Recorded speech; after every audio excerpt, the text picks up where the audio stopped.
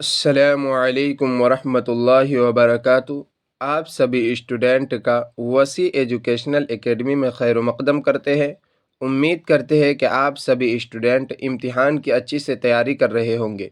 आज हम लोग क्लास 11th के उर्दू कोर यानी 50 नंबर वाला जो मॉडल सेट जेक बोर्ड द्वारा जारी किया गया है उसके सवालात और जवाबात को देखने वाले हैं।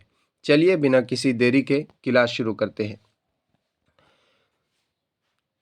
आपका पहला सवाल दिया गया है इसमें कि सर सैयद अहमद ख़ां का कौन सा मज़मून आपके निसाब में शामिल है, यानी कि आपके निसाब में कौन सा मज़मून आपके निसाब में शामिल है।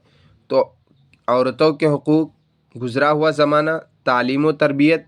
तो कौन सा है? तालीम व तरबियत। कौन सा आपके निसाब में शामिल है? तालीम व तरबियत, यानी कि ऑप्शन नंबर सी इसका करेक्ट आंसर हो जाएगा।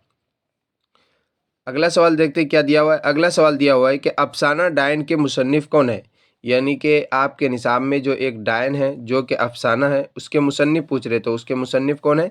शकीला अख्तर, यानी कि ऑप्शन नंबर बी इसका करेक्ट आंसर हो जाएगा। अगला सवाल देखते हैं क्या दिया हुआ है आपका। अगला सवाल दिया हुआ है कि मिट्टी का तेल नसरी अदब की कैसी सिन्फ है। मिट्टी का तेल नसरी अदब की कैसी सिन्फ है? तो कैसी सिन्फ है? इंशाइया है, यानी कि ऑप्शन नंबर बी इसका करेक्ट आंसर हो जाएगा। अगला सवाल आपका दिया हुआ है कि कन्हैया लाल कपूर का जन्म कब हुआ है। कन्हैया लाल कपूर का जन्म कब हुआ है? तो कब हुआ है? 1927 को। कौन सा? ऑप्शन नंबर डी, यानी कि ऑप्शन नंबर डी इसका करेक्ट आंसर हो जाएगा। 1927 में कन्हैया लाल कपूर का जन्म हुआ था। अगला सवाल देखिए क्या दिया हुआ है। रतन सिंह का अफसाना एक बड़ा आदमी में किसकी कहानी पेश की गई है, कि यानी कि किसकी कहानी है। तो किसकी कहानी है? एक जमींदार की कहानी है। किसमें? ऑप्शन नंबर डी इसका करेक्ट आंसर हो जाएगा, यानी कि जमींदार की कहानी उसमें पेश की गई है एक बड़ा आदमी में। अगला सवाल देखते क्या दिया हुआ है। अगला आपका दिया हुआ है कि मुंदरजा झैल शेरी इक़्तिबास को गौर से पढ़े और सवाल नंबर 6 से 10 तक, यानी 6 से 10 तक का जवाब दें। तो क्या दिया हुआ है? परवाना तुझसे करता है ए शम्अ प्यार क्यों, ये जान बेकरार है तुझ पे निसार क्यों, सेमा बुवार रखती है तेरी अदाई से, आदाब इश्क तूने सिखाए है क्या उसे।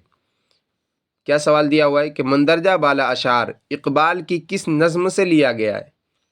किस नज़्म से लिए गए हैं, यानी कि ये जो नज़्म है ये अल्लामा इकबाल का है। और ये कौन सा नज़्म है? तो कौन सा नज़्म है? शम्अ परवाना। कौन सा नज़्म है? ऑप्शन नंबर ए इसका करेक्ट आंसर हो जाएगा। शम्अ परवाना से ये नज़्म लिया गया है। अगला सवाल देखते हैं क्या दिया हुआ है। शम्अ के लफ्ज़ी माने क्या होते हैं? शम्अ के लफ्ज़ी माने क्या होते हैं? तो चिराग होते हैं। किसमें? ऑप्शन नंबर सी इसका करेक्ट आंसर हो जाएगा। शम्अ के लफ्ज़ी माने क्या होते हैं? चिराग होते हैं। चलिए अगला सवाल देखते हैं क्या दिया हुआ है। अगला सवाल आपका दिया हुआ है शम्मा से प्यार कौन करता है। तो शम्मा से प्यार कौन करता है? परवाना। शम्मा से प्यार कौन करता है? परवाना, यानी ऑप्शन नंबर बी इसका करेक्ट आंसर हो जाएगा। अगला सवाल देखते क्या दिया हुआ है। शायर ये किससे पूछता है कि परवाना को आदाब इश्क तूने सिखाए है क्या, यानी कि किससे पूछ रहा है कि तुमने परवाना को क्या आदाब इश्क सिखाए हैं। तो किससे पूछता है? शम्मा से, यानी कि ऑप्शन नंबर सी इसका करेक्ट आंसर हो जाएगा। किससे पूछता है? शम्मा से। अगला सवाल देखते क्या दिया हुआ है। अगला सवाल आपका दिया हुआ है कि नज़म शम्मे परवाना के शायर कौन है। शम्मे परवाना के शायर कौन है? तो अल्लामा इकबाल है। कौन है? अल्लामा इकबाल, यानी ऑप्शन नंबर ए इसका करेक्ट आंसर हो जाएगा। अल्लामा इकबाल को कौमी शायर भी कहा जाता है। क्या कहा जाता है? अल्लामा इकबाल को कौमी शायर भी कहा जाता है। अल्लामा इकबाल को क्या कहा जाता है? कौमी शायर भी कहा जाता है। अल्लामा इकबाल को क्या कहा जाता है? कौमी शायर भी कहा जाता है। अगला सवाल देखते क्या दिया हुआ है आपका। अगला सवाल दिया हुआ है नादिम बल्खी का असल नाम क्या है, यानी कि नादिम बल्खी का असल नाम पूछ रहा है। तो नादिम बल्खी का असल नाम क्या है? मोहम्मद इब्राहिम। असल नाम क्या है? मोहम्मद इब्राहिम, यानी ऑप्शन नंबर सी इसका करेक्ट आंसर हो जाएगा। नादिम बल्खी का असल नाम क्या है? Mohammad Ibrahim. Option number C इसका करेक्ट आंसर हो जाएगा। अगला सवाल देखते क्या दिया हुआ है। अगला सवाल दिया हुआ है मेरी आंख रोए लहू क्यों ना किस शायर के गज़ल का मिसरा है। किस शायर के गज़ल का मिसरा है? तो किस शायर का है? मंजर शिहाब। किसका है? मंजर शिहाब। ऑप्शन नंबर बी इसका करेक्ट आंसर हो जाएगा। किसका है? ऑप्शन नंबर बी इसका करेक्ट आंसर हो जाएगा।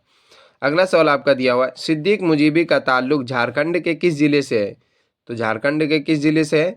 तो रांची से, यानी ऑप्शन नंबर डी इसका करेक्ट आंसर हो जाएगा। क्या हो जाएगा? ऑप्शन नंबर डी इसका करेक्ट आंसर हो जाएगा। अगला सवाल देखते क्या दिया हुआ है।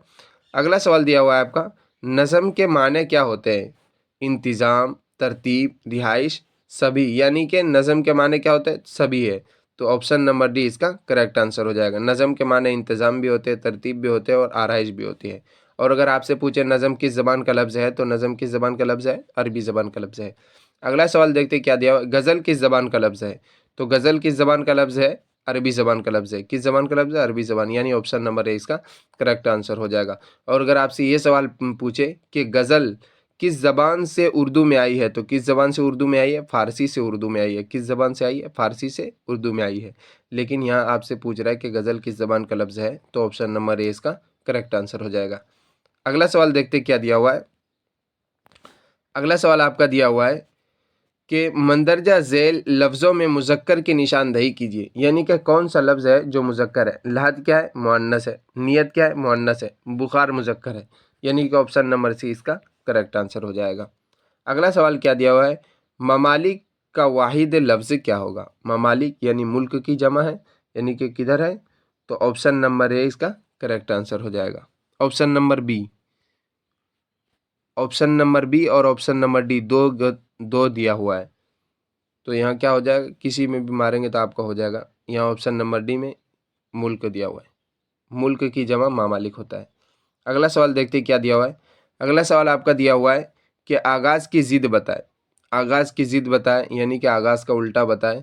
तो आगाज़ का उल्टा क्या होगा? अंजाम। आगाज़ का उल्टा क्या होगा? अंजाम। आगाज़ का उल्टा क्या होगा? अंजाम, यानी ऑप्शन नंबर डी इसका करेक्ट आंसर हो जाएगा। अगला सवाल आपका क्या दिया हुआ है कि मुहावरा आंखें भरना के क्या माने होते हैं? तो मुहावरा आंखें भरना के क्या माने होते हैं? तो क्या माने होते हैं?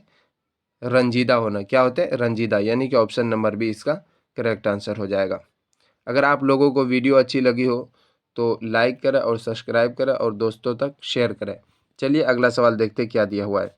अगला सवाल आपका दिया हुआ है कि काम पूरा नहीं हुआ, यह मकसद पूरा होने में देर है, इस जुमले के लिए किस कहावत का इस्तेमाल किया जाएगा? इस जुमले के लिए, यानी कि काम पूरा नहीं हुआ, इस जुमले के लिए कौन सी कहावत यूज़ किया जाएगा? तो कौन सी कहावत?